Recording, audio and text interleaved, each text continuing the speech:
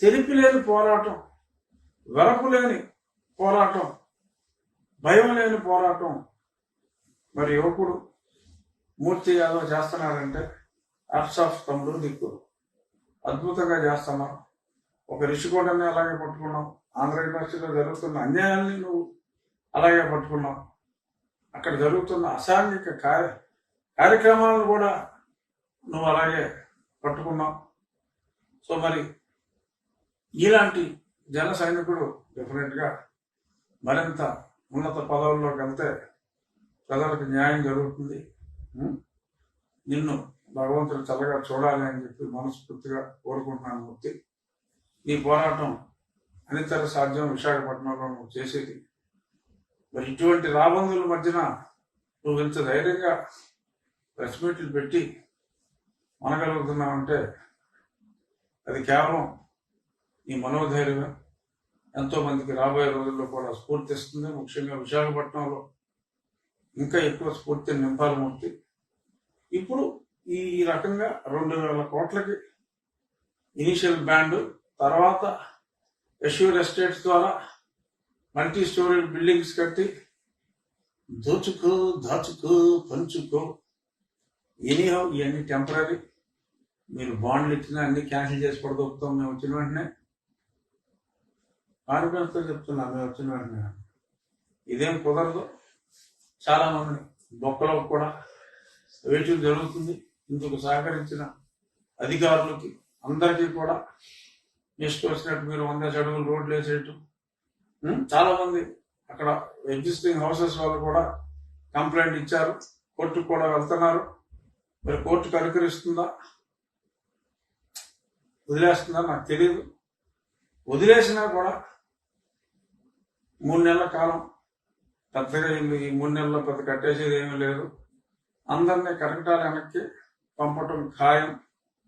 నా ఊరు ఏదైనా, నా పదవి ఏదైనా, కేంద్రంలో ఉన్న రాష్ట్రంలో ఉన్న వదల బొమ్మాలి వదల. ఇక్కడికి ఆగండి. సరే మళ్ళీ మీరు వస్తే దోచుకోండి, కానీ పాయింట్ నాట్ 1% కూడా అవకాశం లేదు.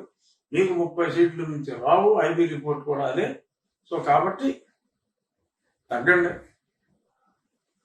అయినా ప్రజల దరిద్రం అలా ఉంటే మీరు వస్తే అప్పుడు నేను చేయగలిగింది ఏమీ లేదు. కానీ పాయింట్ నాట్ 1 కూడా కాదు కదా, 0% మీరు రావటం. అది అంచేత తగ్గండి బ్రదర్స్, తగ్గండి. ఏంటి పాలెగాళ్ళారా, కాస్త ఈ దాహానికి గ్యాప్ ఇవ్వండి. చూద్దాం ఆ రుషికొండ మరి ఆ రిపోర్ట్ ఏమొస్తుంది, ఈయన అక్కడికి ఎప్పుడు వెళ్తారు, ఇవన్నీ కూడా చూద్దాం. ముగించే ముందు మరి ఈ పోరాటం, అంగన్వాడీల పోరాటం అలాగే నడుస్తుంది. అంగన్వాడీ మన నెంబర్లు చెప్పుకోవాలా. 6,500 జీతంగా ఉన్నది. చంద్రబాబు నాయుడు గారు 10,500 చేశారు. అప్పుడు తెలంగాణ ఆల్మోస్ట్ అదే సమయంలో కొద్ది రోజుల తర్వాత 14,500 చేశారు. మరి ఈయన నేను తెలంగాణతో సమానంగా ఇస్తానని చెప్పిన తర్వాత స్వల్పంగా పెంచడం జరిగింది తప్ప ఆయన అన్నమాట నిలబెట్టుకోలేదు. కాబట్టి న్యాయ పోరాటం చేస్తూ ఉంటే మరి పిల్లల తల్లిదండ్రులు కూడా ఇప్పుడు వారికే మద్దతు పలుకుతున్నారు. తెలుగుదేశం పార్టీ కూడా వారి కష్టాలను చూసి డెఫినెట్గా రేపు ప్రభుత్వం మారిన తర్వాత వారి కష్టానికి తగ్గ ప్రతిఫలం ఉంటుంది అని చెప్పి హామీ ఇవ్వటం మంచి పరిణామం.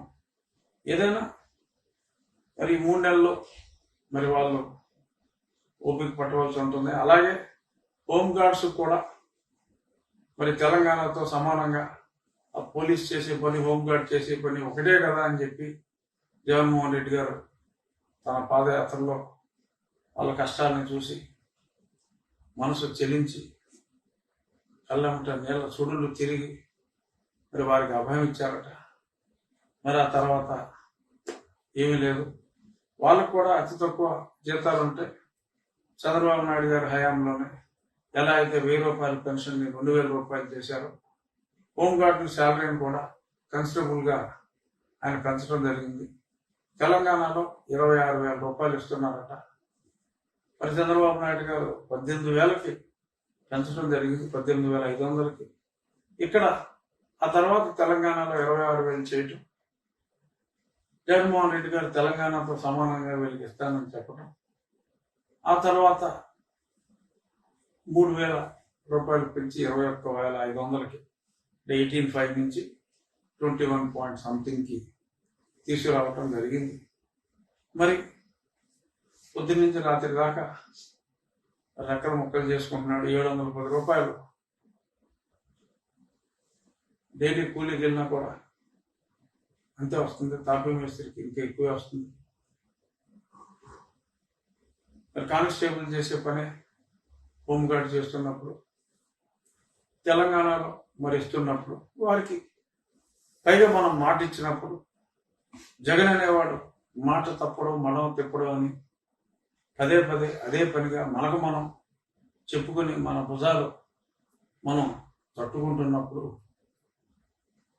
మరి ఈ అంగన్వాడీ సమస్య, ఆ హోంగార్డుల సమస్య కూడా మరి పరిష్కారం చూడగలిగితే చూడండి, లేదంటే వాళ్ళకి పట్టిన పీడని వారే వదిలించుకుంటారు.